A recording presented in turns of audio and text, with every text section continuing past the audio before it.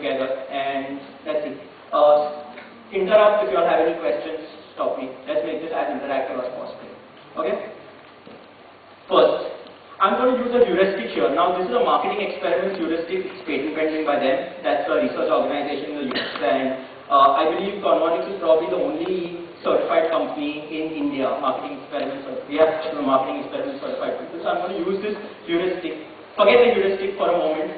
Forget what's written there. Let's talk about what is most important. What gets a person, what makes a person purchase or buy from your website or fill that sales leads form for you or whatever it is. First is motivation.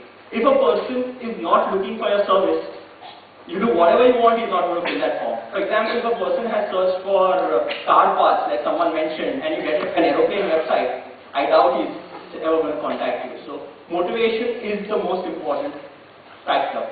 Second is clarity of value proposition. There's this figure that's all over the internet which says that you have X amount of seconds before a person makes up his mind to close the browser window or go back. Can anyone tell me that figure? How much? Approximately 7 seconds. Okay, we take 7 seconds for today.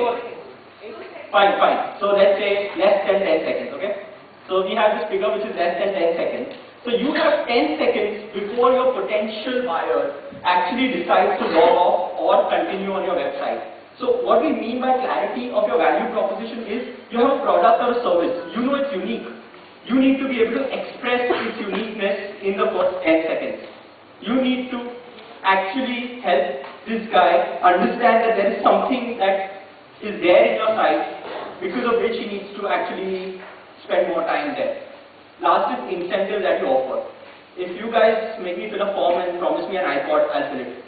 It's like that. So if you're providing an incentive, your conversion rates are of course going to go up. We won't get into the specifics of the nature of the incentives and how it's perceived and stuff like that. We don't have time for that. So incentive is another factor that actually affects conversion in a positive way. The last two negative factors are friction. You have a site. You have a site that requires someone to purchase a bicycle. You want to sell a bicycle, but they cannot find your buy button.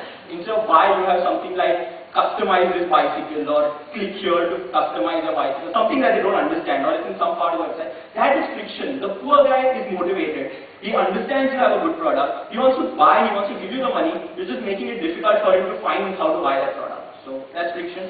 And last is anxiety. How many people think twice and then don't buy, don't give your credit card information on your site? On any site? Anyone here who would go to a site and not give the credit card information? Why? Because someone has mentioned their physical address so that I can approach them. Okay, physical address is action. You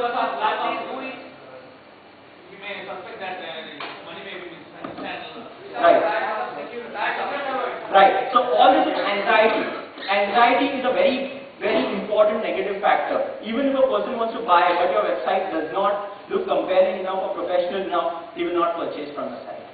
All this is very subjective. This is common sense. We just put it in a heuristic which reads as probability of conversion, that's C, is equal to 4 times motivation. Now 4, 3, 2, 1, 2 and 2